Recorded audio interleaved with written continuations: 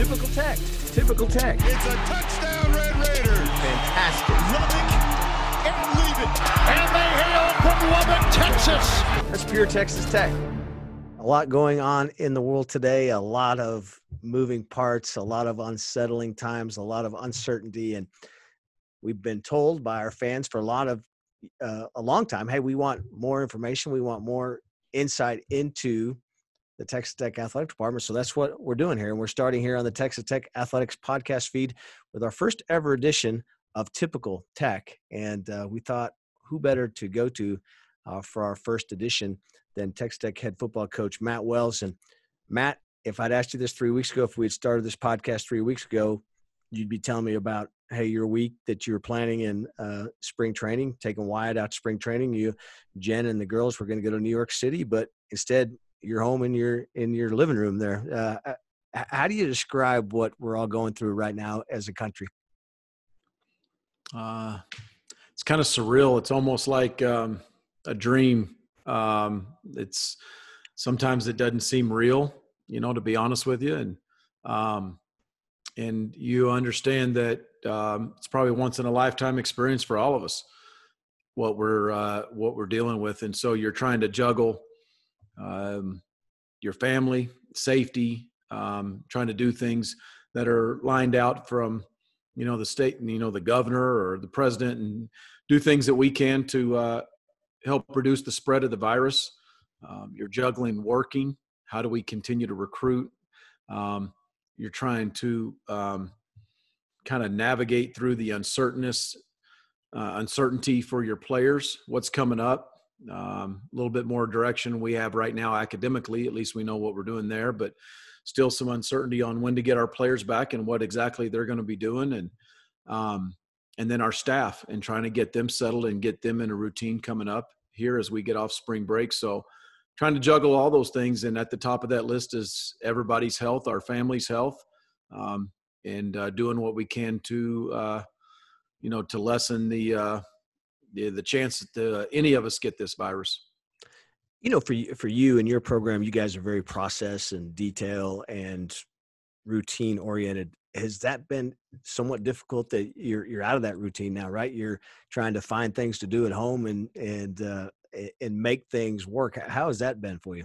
We're very process driven. And what time of the year is it? What week is it?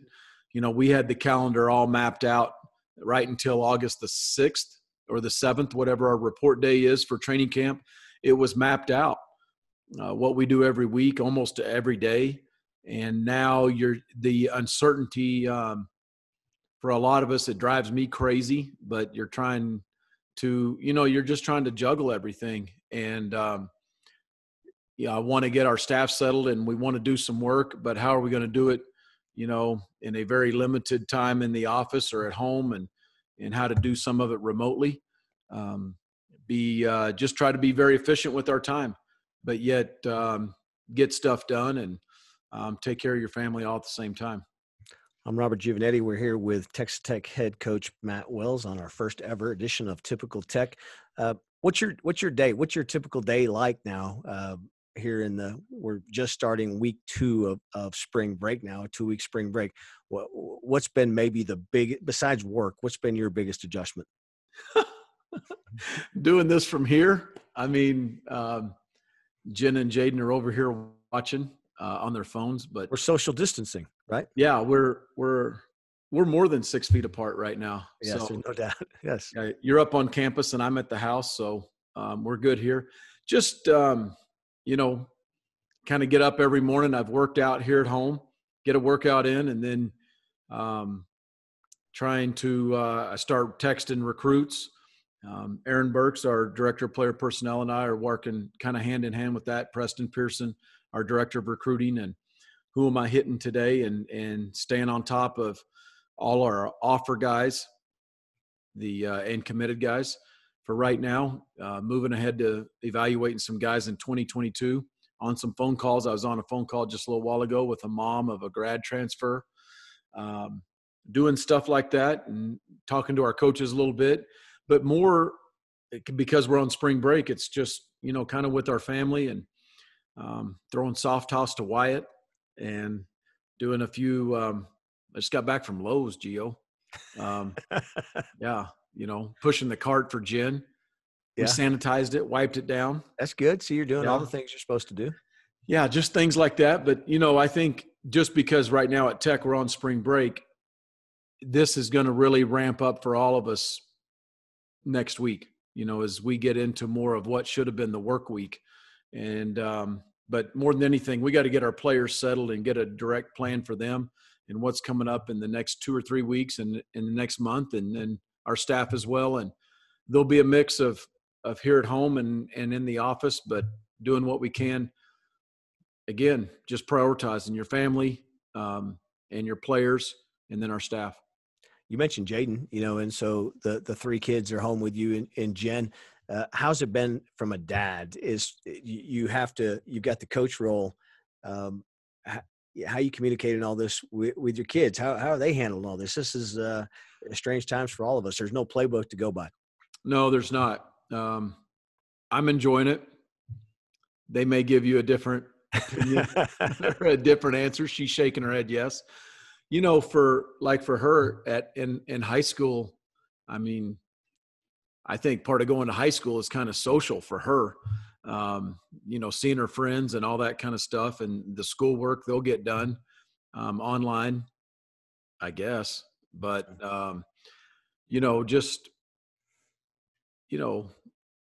maybe not so much for her because she's a junior, but I kind of feel for the seniors. The seniors that missed their spring break, the graduation, which is going to be different. The seniors at Texas Tech, I know graduation's about to be different when we announce that coming up here pretty soon. Those are the things that it just, we're going to look back on it, I believe, and hopefully we handle it all right, and there'll be unique circumstances. But, just handling it right for them and getting a little bit more dad time. And Jen's got this thing down. She's got this thing figured out. That's how why to you're take care of the Lowe's. kids, how to wait. Yeah, the lunch, the dinner, everything. And all I do is really screw it up. So but isn't there a bit of that though? I mean, you think about college football, it's so different now. It's 12 months a year. You're always recruiting. You're always, you finish spring ball and you're dealing with camps and everything else. Then the next thing you know, it's August or July and you're going to media days. And so do you get a chance to go, hey, this does give me a chance to reset and really be with my family that is obviously got to be a tremendous upside to this if you're looking for one. I think it is. And I think it potentially could be even in the weeks to come. But until then, for me, I need answers from, whether it's the Big 12 or the university, and just what is our staff going to do and what exactly is our players going to do, so we can, again, we're process driven. So lay the plan out and let's go follow the plan. And the plan, a lot of it's going to be at home. And so then I think it's easier to take advantage really emotionally and say, I can really enjoy this time, because there's set times that we are going to be at home, and let's enjoy our family and our kids and do some things like that. But again, even in doing all that, you're still limited here in Lubbock, whether it's the restaurants or the movie theater. You're not doing that stuff. And, but I think it's a chance, we are supporting Lubbock restaurants. We like to go out to eat. So now it's just takeout, go through the drive-through. How do you keep track of your other kids? What's the plan to say you've got so many of these young men that are scattered around the state and the country that, again, you try to get those guys very routine driven and they're out of your control a little bit. So you got to take a little leap of faith with some of these guys, right? That they're taking care of themselves the way they need to. Yeah. And I think that'll show the maturity of our football team. And, I sent a mass text out to them today, just encouraging that very thing. And, maturity is doing the work by your commitment, by your level of commitment. And it's showing your level of commitment. It's not doing work based on your feelings, because there's days we don't feel good. And I think that shows a level of maturity in a kid. And I think the more of we have that with our team, the more player accountable we have, and it falls into line with exactly what I preach and what we try to hope is a high level of player accountability. But now in the time we're in right now, this spring, it's even higher than ever. And it wasn't something that we planned for, and we didn't really plan for it when we left spring break, because it all just kind of hit as we were leaving Lubbock for spring break, or those kids were, and we still have a handful here in Lubbock. But I think it does go back onto the kid. We can give them a workout, we can give them running and some things like that, stretching at home. But I think the kids have got to do a great job with that and keeping up with it. And here in a couple of weeks, they're going to have to do a great job with the online classes and our online tutoring. However, how in the virtual tutoring, I'd be lost on that. Hopefully they can figure it out.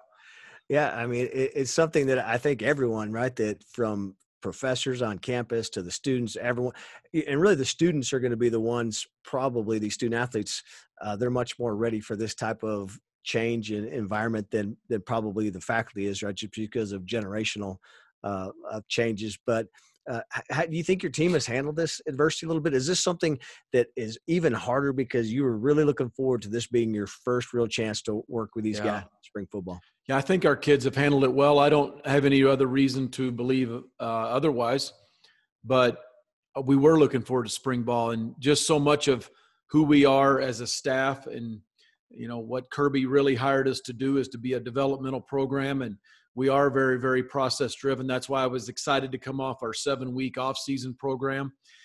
That was really what I felt like was our first off-season. We made a lot of great gains and got 4 practices in, and really wish we could have continued on, because that's going to be so important. We need to grow these kids up. And when I say grow them up, it's not so much in a chronological age or even maturity, but grow them up in our program and how we do things, and really trying to get them to move from one phase of the program off season into the second phase, spring ball, and continue to lift and develop. And that's kind of new for them. And so unfortunately, we're not going to get that. And we're not going to get April. Now, I understand everybody else isn't either, but I just know how important it is to us, and what I still really think is building the foundation of this program. It's year 2, but in a lot of ways, it's still year 1 for us. And I just know how much growth that we're used to, like in our offense, having from year 1 to year 2. And, that raises a lot of questions. Will we still have the same growth that we're used to having? I don't know.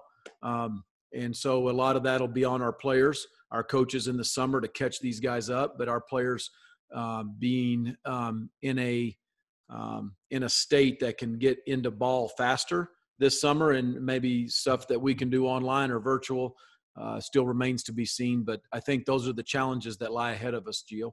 All right, we appreciate you and Jen letting us in your home for this first ever Typical Tech. What's for any decision on what's for dinner tonight?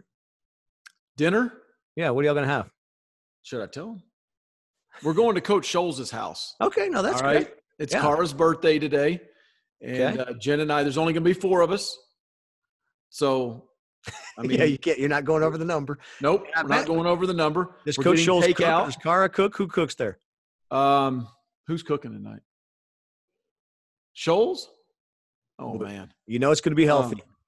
Yeah, it's going to be too healthy. That's why I know we're taking dessert. And what else are we taking over there?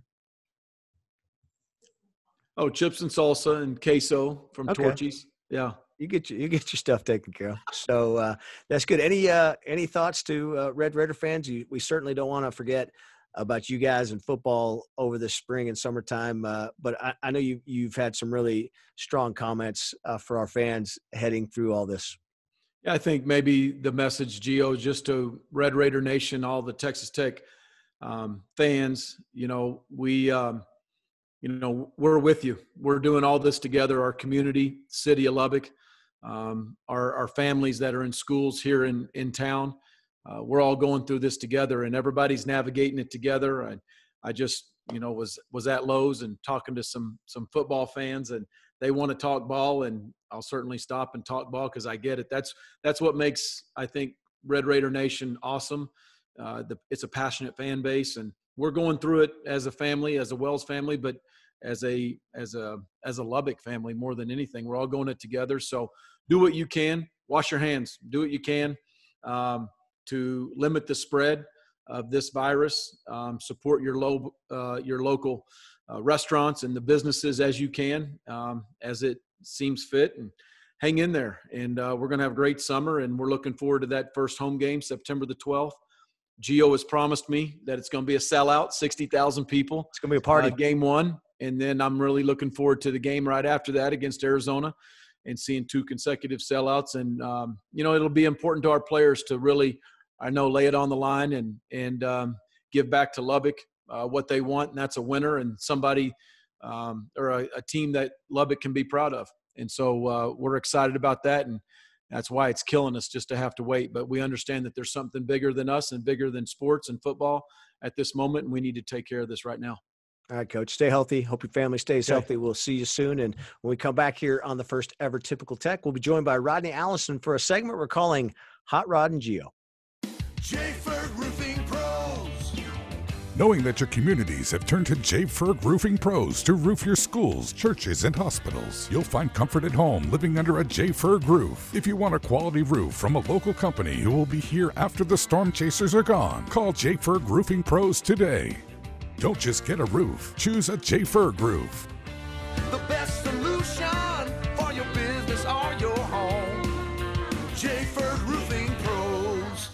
Welcome back to the Texas Tech Athletics podcast feed. This is our first ever edition of Typical Tech. Again, we're with you out there during all of this strife and time of uncertainty in our country and here in our community. And we're here for you. And this is going to be a look into the Texas Tech Athletic Department as we roll through the days and weeks and deal with what's going on with the coronavirus. I'm Robert Giovanetti, and now, as I promised earlier, we're joined by Rodney Allison, Hot Rod and Gio.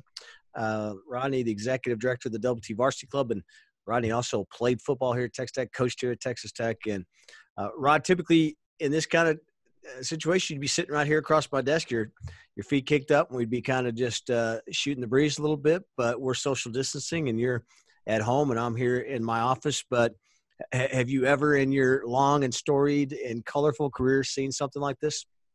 Not sure I've ever been involved with anything close to this. I mean, I don't remember the pandemics before this at all. And so, no, I've never experienced anything like this. And it's funny, we've been through a lot of crazy times just in the world, but this is something that you just don't. I think the worst thing about this is we just don't know, right? We don't know, and hopefully we never know. Hopefully, all the measures that we've taken, things will be settled down. We hear about flattening the curve and all those things. So, really, the best news would be if this thing in a couple weeks seems like it was an overreaction. I don't think that's the case, but man, you just feel for all of our fans and everyone out there that are really the uncertainty is what I think gets to people. Yeah, and it's really mind-boggling, Gio, to not even realize the effect and what it's having in so many areas of so many people's lives. It's not like, I mean, what are people doing that did certain jobs in this world or this place or this town or this whatever? It's just hard to imagine, we know how it affects us, but, this has just been an uncharted territory for a lot of people. And it's, I think it's gotten a lot of people's attention too about appreciating what we have the opportunity to do every day and what we have the opportunity to do. And for us, it's being around these athletes and Texas Tech athletics. And, me and you, we go to a bunch of sports and it's kind of hard to sit at home. And when you turn on radio or you turn on TV and there's nothing, it just takes us all out of our comfort zone, I think. Because what are we doing when we're not at an event? We're home watching events on television and there's nothing on. And so it's maybe it's good. Maybe it's going to cause people to have more conversations, read more, get outside more and do things. But man, you said it. You're a college athlete.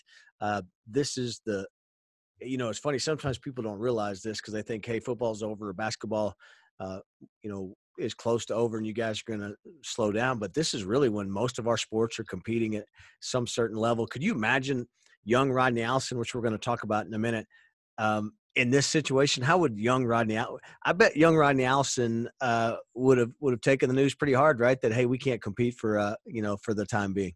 Yeah. And it might be, I'd have taken it real hard and probably would have gotten in trouble or something. I mean, this is, we all grew up with sports for the most part, whether we played it or watched it or are involved in it, and our kids were playing sports. I mean, it's never gone away since I can remember.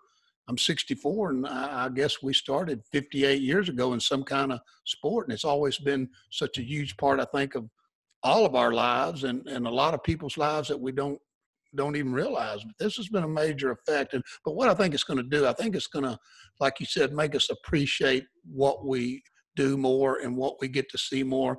And can you imagine the excitement of that first opportunity we're going to have, hopefully, in September or August, whatever it is, to go to that first game and open those gates and have that meeting to plan everything and all the things that surround, our athletic events. So I think it may make us appreciate it a little bit more. So let's talk about you. So this spring we were going to feature a lot of our players from Texas and a series called Pure Texas Tech. And we didn't get a chance to do that, obviously, because of what's happening. But you're a great example of that. And I'm not sure some of our younger fans, maybe even some of our older fans, have forgotten that, in the 70s, there have been some great eras of Texas Tech football where the program was extremely successful and at the top of its game. And you were a part of that in the early to mid 70s when Texas Tech football was a premier program in the country, a lot of it because of you.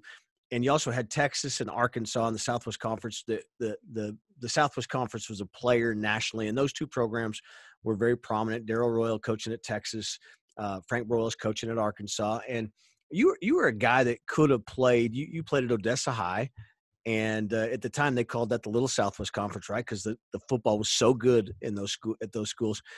You could have gone anywhere. You could have gone to almost anywhere you wanted. What was it for you? Was it, hey, I'm a West Texas boy, I want to stay close to home?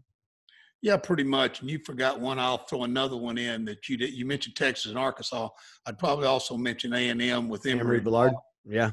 They were pretty strong too and had great teams. But now I pretty much want to stay at home and be close and be able to get home. And, back in those days, most people didn't have a lot of money. And we were one of those families, but my mom and dad and people in our family didn't miss a game that I participated in.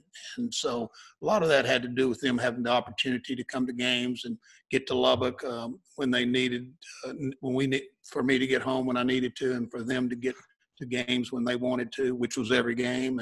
But I pretty much stayed in this local area. I've always loved West Texas and being a part of living out here. So it was always important, and Jim Carlin's, I think, big selling point was, stay here and be a part of West Texas, and you're a West Texas kid and all that stuff. So, I decided at the end to just stay close to home and go to Tech. And, I think one of your great stories is you had to tell Darrell Royal, who was a bigger than life personality, right? Hey, I'm not going to Texas.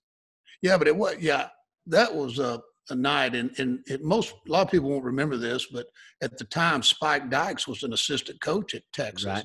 And back then, boy, that recruiting coach, I mean, you could literally go see a player every day or every 2 days. And Spike was your guy, right? He's one. Spike was the guy that recruited me for Texas, and it was one of the hardest. I've told people this. It's one of the hardest things I've ever had to do was tell Spike Dykes and Darrell Royal sitting in my living room that I was going to Texas Tech, because they wanted me really bad, and I was in my bedroom and scared to death, and they knocked on the door, and I wouldn't come out of my bedroom. I mean, I wasn't going out there to do it. I didn't want to tell Darrell Royal to his face and Spike that I was going to Tech, and so my dad finally came back there. And you wanted your dad to do it for you, right? Yeah, I was going to bail out. I mean, I wanted him to do it. So he comes in there and said, "Get your butt out there and be a man." I can't remember the exact words he said, but he said, "Get your butt out there and you tell those men to their faces what you decided to do." So I did, and it was hard. And then Carlin leaves, and kind of fortuitous for you, Steve Sloan comes, and he turned out to be he was very instrumental in mentoring you and a very important guy in your life. I was actually thinking about you. I was watching a documentary, again, lots of time on our hands Saturday, and I was watching something called Football in the South, and they were talking about when Joe Namath was at Alabama, and when Namath got hurt, Steve Sloan came in and led him to the Orange Bowl. Yeah, and I thought about that and his connection to you and Alabama, and that's eventually what pulled him away from Tech. But he was certainly a guy that had a tremendous impact on your life. Yeah, we watched that too, most of that. Me and Lee, I came home one day and Lee was even sitting there on the couch watching it by herself. I mean, it's interesting, yes. Yeah, it's a very interesting, especially if you had the opportunity, which I did, to coach in the South for many, many years. But I forgot what you were asking. I was just about Steve Sloan and his impact. Oh, yeah, Steve Sloan. It's hard to describe. He became he was my coach, and back then he was a quarterback coach, offense coordinator. So he was the one that I actually met with every single day. So it was a little bit different now than a lot of relationships are between players and head coaches. He was my position coach, and I just admired him for everything that he stood for, everything that he was, and probably influenced me as much as anybody that I've ever met, maybe besides my dad. But even when my dad could not be at my wedding because of some medical issues, Coach Sloan was the best man at my wedding, our wedding, I guess I should say. And we eventually had a son, and we named him Sloan. And so, I mean, he was a very significant part of, everything that kind of happened to me for a lot of years and impacted me and on my thinking, and hopefully somewhat. Nobody could ever be Steve Sloan. I mean, he was one of the greatest people to ever live, but he had a huge, huge impact on me and my life. So there's a lot of great teams in Texas Tech history. 73 team went 11-1, and they won in the Gator Bowl against Tennessee. Your 76 team came within a hair of winning the Southwest Conference Coast Champions and lost to Nebraska in the Blue Bonnet Bowl. I actually watched that game recently on YouTube. It's funny to watch that. Then the 08 team here that had a chance to win the Big 12 and tied for the Big 12 South championship, and they finished 11-2 after losing to Ole Miss in the Cotton Bowl. So those are the three teams I'm going to pick because I think you have some familiarity with those, and keeping in mind everything, changing the game and everything else. I get that. But which of those three teams would you say was the best team in Texas Tech history? Well, this is probably one of the most fun, debatable things that I've kind of had the opportunity to do here in my 6 or 7 years that I've been back at Tech. And, it comes up all the time. I mean, it's one of them articles, but, if you really want to get into it, there's a group that played in 1953. Yeah. They were really good. Yeah. And you could put a couple other teams in there too, but I think most people. No, you're right on those three. Yeah, no, you're right, but I want to mention them. But yeah, if I had to pick one, and I'm not even going to pick my team because I really believe that the 73 team they had just a great team, beat Tennessee in the Gator Bowl, and Condredge Holloway was a quarterback at Tennessee, and I think it was just a monumental win in Tech history, or monumental year in Tech history for a lot of standpoints, because I think it put us in kind of a big timeness that I'm not sure we had ever been in before for the first time in the history in that day and time. But then you come back just 3 years later and you win with my team, and we're either second best team in my opinion in school history or the third, depending on where the 08 team fits in. Things with 08, kind of bother you a little bit. Maybe they lost to Oklahoma. That was I think 60 something to whatever it was. And so, that taints that team just a little bit in my eyes, but it was a great, great team. But if I had to pick one, I'd say the 73 team. Yeah, pretty good. Again, you guys were, and you guys would have probably, that 77 team might have also been in the mix, except you broke your leg early on in the season. And so we didn't get a chance to really talk about how good that team could have been. And that's probably, we'll save that for another edition of Typical Tech here on Hot Rod and Geo. All right, Rodney, hunker down, stay healthy. You and Lee need to stay healthy. Social distance. That's pretty easy for you, right? You don't mind staying at home. No, I kind of like at home. I'm either working or at home or at the gym. They closed the gyms yesterday or tomorrow, so that's going to be a major factor with me. But everybody stay well out there. Yeah, and I was going to tell people, you're good at the Irish. Is it the Irish goodbye when you all of a sudden you look around and go, "Where's Rodney?" And you've already left and you've gone home. And I think you're good at that. So you're right where you need to be, right? Home with Lee. I'm perfect right here where I am. Hopefully you stay safe. So hopefully you guys like this first edition of Typical Tech. Like, subscribe to us, give us a 5-star rating. That'd be good for the show. We want to keep this going every week. We want to stay connected with you guys. Again, we know there's a lot going on. We know there's a lot of uncertainty, a lot of strife.